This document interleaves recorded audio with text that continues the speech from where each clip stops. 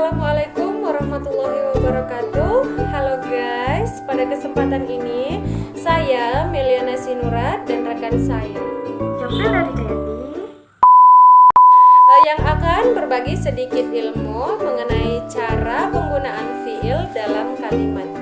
Sebelum kita masuk ke pembahasan tadi, saya akan sedikit menjelaskan pengertian fiil dan pembagiannya. Oke guys, kita masuk ke pengertian fiil. Fiil adalah kata kerja dalam bahasa Arab. Kalau dalam bahasa Indonesianya sih sering disebut predikat, dan dalam bahasa Inggrisnya sering disebut verb. Oke guys, perlu kita ketahui fiil terbagi menjadi 3 ya sobat. Yang pertama, fiil madi. Yang kedua, fiil mudhari. Yang ketiga, fiil amar. Fiil madi. Fiil madi adalah untuk masa lampau atau yang sudah dikerjakan. Fiil mudhari adalah untuk yang dilakukan sekarang atau yang akan dikerjakan. Fiil amar adalah untuk kata suruh atau perintah. Oke guys, seterusnya kita masuk ke pembagian fiil. Fiil terbagi menjadi 6 ya guys. Yang pertama, al-ghaib atau orang yang tidak ada, seperti huwa, huma, hum. Huwa, huma, hum. Huwa atau dia laki-laki.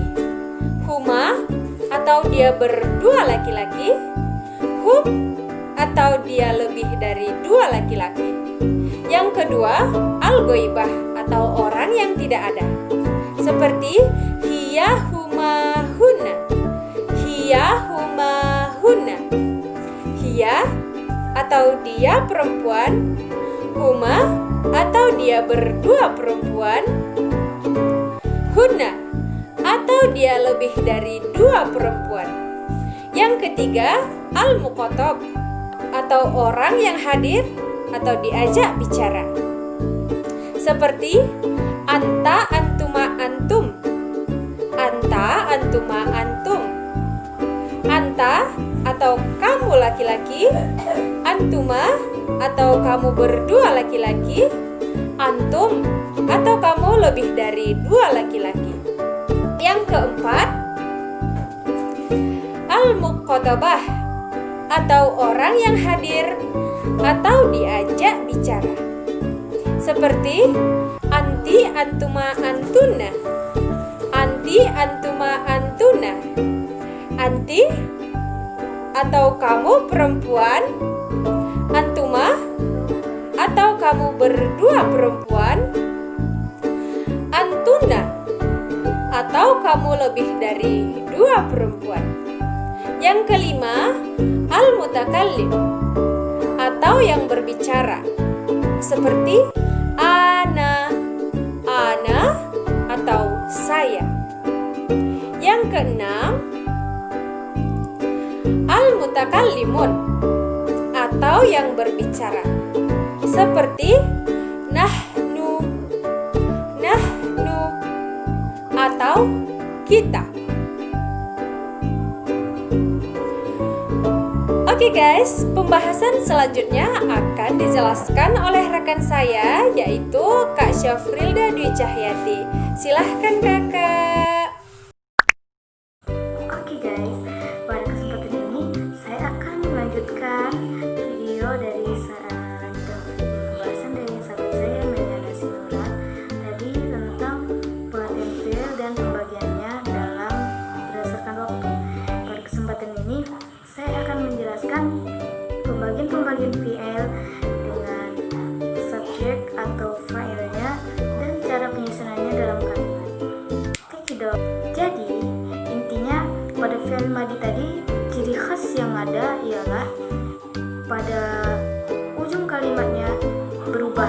Contohnya tadi kayak pada kata hiya menjadi kata bats, padahal pada kata dasarnya adalah kata bu. Oke, kita masuk pembahasan yang kedua, yaitu tentang fi'il mudhari. Pada fi'il mudhari ini ciri khas yang berubah itu ada di awal dan di akhir kalimat, dan ciri khas untuk untuk pada awal itu biasanya terdiri dari 4 huruf, yaitu huruf ya, huruf ta, huruf alif, dan huruf nun. Baiklah, kita akan masuk pada pembahasan inti atau pembahasan sebenarnya, yaitu cara penggunaan fi'il dalam susunan kalimat. Sebelumnya perlu kita ketahui bahwa fi'il tadi kan terbagi 3, fi'il madhi, mudhari, dan fi'il amar. Pada fi'il madhi ini adalah kata dasar. Jadi dia terutama di bagian huwa, yaitu contohnya adalah kata bu, menulis. Maka dia kita cari di kamus juga kata bu, menulis artinya. Tapi misalnya kita buat yaktubu, maka dia di kamus akan menjadi sedikit rumit ya kalau kamus yang manual. Tapi kalau kamus online atau jenis Google mungkin bisa. Namun pada dasarnya di kata huwa tadi, kata bu itu nggak bisa lagi terbagi. Jadi dia memang itu kata kunci, kata dasar. Jadi untuk subjek-subjek lainnya maka dia akan mengikuti. Oke, kita masuk pembahasan yang pertama, yaitu fi'il madhi. Fi'il madhi adalah kata kerja yang terjadi di masa lampau atau yang sudah terjadi, atau dalam bahasa Inggrisnya sering kita sebut past tense. Oke, fi'il madhi ini kita ambil contoh misalnya kata bu, menulis. Maka itu adalah untuk subjeknya huwa. Sedangkan untuk huma atau dia yang 2 orang, maka menjadi kata ba, panjang banyak. Kemudian kalau untuk hum menjadi kata bu, ini juga panjang. Kemudian hia menjadi kata bats, dan kemudian huma menjadi kata betah, dan hunna menjadi kata benah. Kalau anta menjadi kata betah, sedangkan antuma menjadi kata betuma, dan kemudian kalau antum menjadi kata betum. Kemudian kalau anti menjadi kata beti, sedangkan antuma untuk perempuan menjadi kata betuma. Sama juga antuna menjadi kata betuna. Kemudian kalau untuk ana menjadi kata betu, sedangkan untuk nahnu menjadi kata benar. Pada huruf ya biasanya itu untuk fa'il atau subjek yang al-ghaib atau al-ghaibah, seperti huwa, huma, hum, dan hunna. Sedangkan untuk ta, dia untuk al-mukhatab atau al-mukhatabah. Contohnya misalnya hiya, huma, anta, antuma, antum, anti, antuma, dan antunna. Sedangkan untuk alif atau hamzah itu untuk mutakallam, seperti ana. Sedangkan untuk nun untuk mutakallimun, seperti nahnu. Adapun ciri khas untuk perubahan kalimat di akhir pada fi'il mudhari tadi, misalnya untuk huwa dia menjadi yaktubu, untuk huma menjadi yaktubani, sedangkan untuk hum yaktubuna, sedangkan untuk hiya taktubu, untuk huma taktubani, sedangkan untuk hunna yaktubna, dan untuk anta taktubu, untuk antuma taktubani, untuk antum taktubuna, untuk anti taktubina, untuk antuma taktubani, untuk antunna taktubna, sedangkan untuk ana aktubu, untuk nahnu naktubu. Mungkin sobat-sobat sekalian bingung, ada di fi'il madhi juga, di fi'il mudhari juga ada kata-kata yang sama. Itu kenapa bisa menjadi sama? Karena dia memang udah asal katanya atau dibilang memang udah bakunya gitu. Tapi untuk menghindari kesalahpahaman, jadi kita harus memperhatikan kata yang menyambung di depan dan kata yang menyambung di belakangnya. Jadi kita nggak akan jadi salah gitu. Baik, kita masuk ke pembahasan yang ketiga, yaitu tentang fi'il amar. Fi'il amar ini hanya ada untuk 6 golongan atau 6 subjek fa'il tadi, yaitu anta, antuma, antum, anti, antuma, dan antuna. Kenapa begitu sobat-sobat? Karena kata perintah ini kan hanya ditujukan kepada orang yang memang ada di depan kita, nggak mungkin untuk al-ghaib atau al-ghaibah. Sedangkan kalau al-ghaib dan al-ghaibah itu adalah untuk subjek yang tidak ada di depan kita. Jadi kalau kita menyuruh siapa? Dan kemudian kenapa tidak untuk al-mutakallim dan al-mutakallimun? Karena nggak mungkin kita nyuruh kita, saya nyuruh saya gitu. Jadi kita pasti menyuruh subjek yang ada kita di depan kita atau lawan bicara kita, yaitu anta, antuma, antum, anti, antuma, dan atau antuna. Jadi fi'il amar ini kata kerja untuk perintah dan memiliki ciri khas masing-masing dan juga nggak bisa diubah konsep bahasanya lah dibilang ya. Contohnya misalnya anta, kita ambil kata dari tetap dari kata bu tadi ya. Jadi kalau untuk anta maka fi'il amarnya adalah uktub. Sedangkan untuk antuma fi'il amarnya adalah uktuba. Kalau antum uktubu. Kalau anti uktubi. Sedangkan untuk antuma uktuba dan antunna uktubna. Jadi sama juga seperti fi'il madhi dan fi'il mudhari tadi, fi'il amar juga punya yang namanya kesamaan.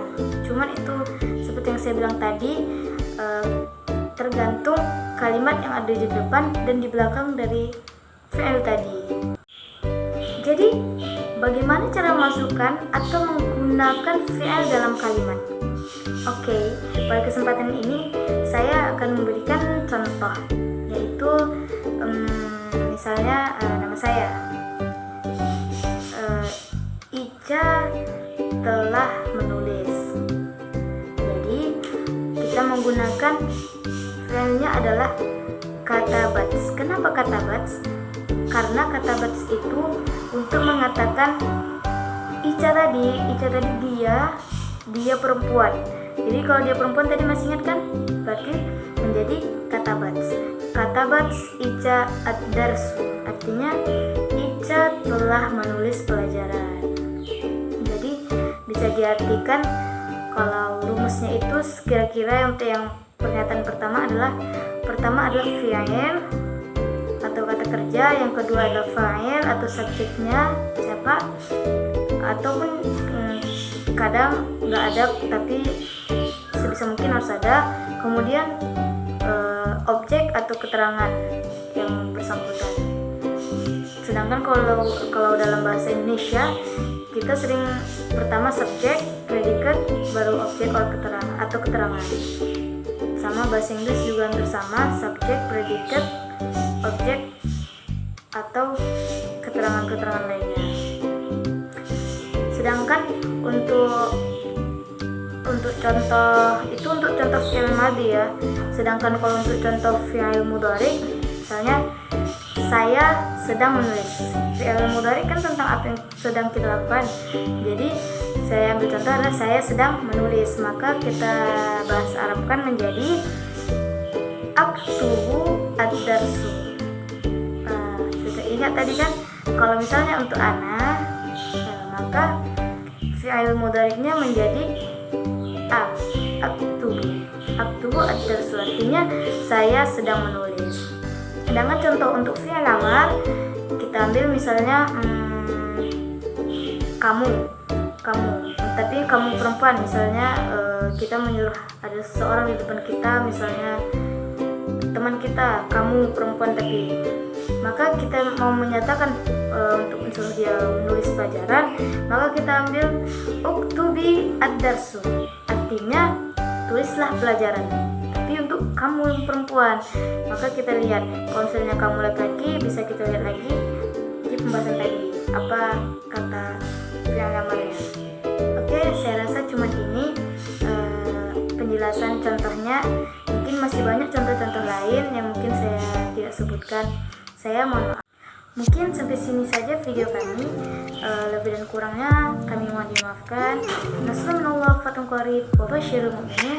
Assalamualaikum warahmatullahi wabarakatuh. See you next time. Bye bye.